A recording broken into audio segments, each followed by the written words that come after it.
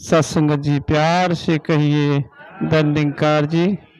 सत्संगत है सिमरन की सुध यूं करे ज्यों गागर पनिहार, हाले डोले सूरत में कहे कबीर विचार।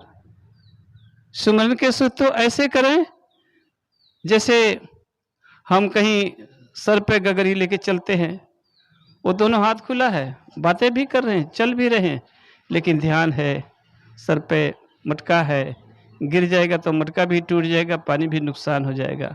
इसी तरह से हम हर अवस्था में हर जगह जो भी काम है हम काम करते रहें और इसका ध्यान बना रहे। बर्तन धोते वक्त याद रहे कि बर्तन धोते वक्त पानी में भी यही है, बर्तन में भी यही है, धोने में भी यही, हाथ में भी यही, पैर में यही, सारा कुछ यही है, सारा कुछ यही है।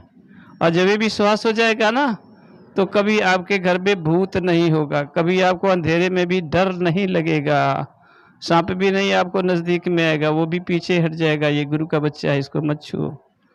और कृपा करो, हमने देखा है।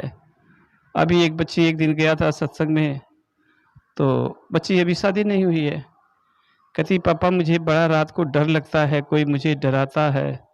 सोका कहते हैं तू इसका नहीं काम करेगी तो तुझे मार डालेगा। अगर बेटा तुझे कोई नहीं मारता है, तो रात को जब खाना खा लेती है तो दोनों हाथ जोड़, तू ही निरंकार मैं तेरी शरण हूँ मैनू बख्श ले, तू ही निरंकार मैं तेरी, कब कब 20 बार करेगी ना, उसके बाद तेरी नींद लग जाएगी और उसके बाद जो भी शक्ति होगी वो तेरे से दूर हो जाएगी। और फिर सवेरे जो ही आंख खुलती है हाथ जुड़े, तू ही निरंकार मैं तेरी शरण हाँ मैनू बख्श ले, तू ही निरंकार मैं तेरी शरण हूँ। 10-5 बार करो, फिर अपने नित्य कर्म में लग जाओ, जो कुछ करना है करो। फिर उसके बाद जितना काम करते हैं उसके साथ में लगे रहें। सिमरन का मतलब है कि एहसास में जीना। घर में आदमी है, कहीं बाहर नहीं गया है, तो ये पता होता है कि घर में ही कहीं है, कहीं कोने में पड़ा है, होगा। पत्नी कहीं घर में नहीं, बाहर नहीं गई है तो घर में ही कहीं है। बच्चा कहीं बाहर नहीं गया तो घर में ही है। इसी तरह से ये परमात्मा हमारे घर में ही रहता है, हमेशा रहता है। हमारा एहसास टूटता है, जब हमारा ध्यान टूट जाता है तो कहते हैं कि ध्यान हटी तो न घटना घटी। जब हमारा ध्यान होता है तभी हम दुख के कारण में हो जाते हैं।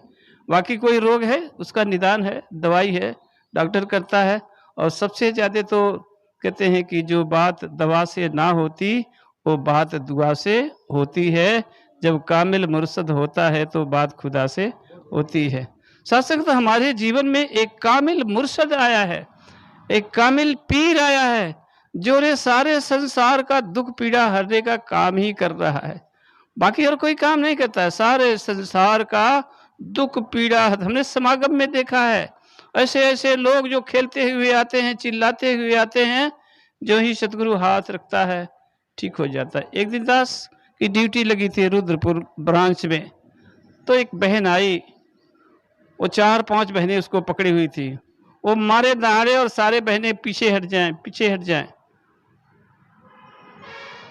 महात्मा कहने लगे कि 4-5 बहनें पकड़ो, इसको ले जाओ नमस्कार करवाओ के लिए। साधुसंगत जब स्टेज के बगल में आई, हमने कहा महापुरुषों अब सारे बहनें छोड़ दो इसको। कहते हैं आप क्या कर देंगे? हम कुछ नहीं करती है, इसको छोड़ दो। छोड़ दिया लोगों ने, जब छोड़ दिया शांत हो गई, आई नमस्कार की, नमस्कार करके जाके बैठ के कहते कमाल हो गया, इतने लोग पकड़ रहे थे, छल कूद मार रही थी और आपने कहते कुछ नहीं करेगी, आने दो इसको। सत्संगत ये दर ईश्वर का दर है, जो यहाँ बैठता है उसके अंदर बाबा हरदेव की ताकत होती है, माता सुदीक्षा जी की ताकत हो जिस चीज पर बैठते हैं। कोई भी ऐसी चीज ताकत नहीं है जो यहाँ टक्कर मार दे, क्योंकि सर्वशक्तिमान परमात्मा है, इसके सिवाय कोई नहीं है। इसलिए बहनों महापुरुषों, हम कहीं भी भटके ना, संसार के अंदर किसी में ना भटके, न सोखा के पीछे, न ओझा के पीछे, न झाड़ के पीछे, न पूंख के पीछे। आपको सिर्फ एक ही काम करना है, वो सेवा सिमरन सत्संग करना है। सतगुरु बाबा हरदेव जी महाराज के पास जो भी आता है सबको करना, सत्संग करो, महापुरुषों सेवा करो, सत्संग करो। जो भी आता है उसके लिए एक ही दवाई है, सेवा सिमरन करो। आप सबके लिए भी एक ही दवाई है, सेवा सत्संग सिमरन करो। सिमरन करेंगे अपने आप हो जाए।